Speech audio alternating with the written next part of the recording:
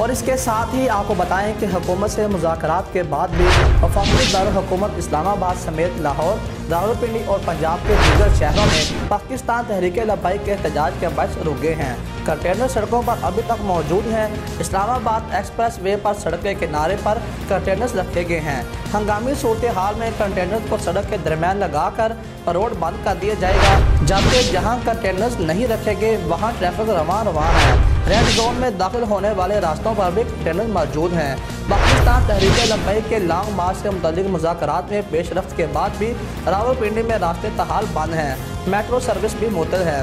हुकूमत से मुज़ाकरात के बाद लाहौर से इस्लामाबाद की तरफ बढ़ने वाले पाकिस्तान तहरीक लब्बैक के शुरा मरीद के में मौजूद हैं, जबकि गुजरांवाला जाने वाले रास्ते कंटेनर्स लगाकर बंद कर दिए गए हैं। गुजरांवाला में पाकिस्तान तहरीक लब्बैक के एहतजाज के बायस GT रोड पर लगाए गए कंटेनर्स अभी तक नहीं हटाए गए और सादोकी और वजीराबाद बाईपास के मकाम पर GT रोड अभी तक बंद है।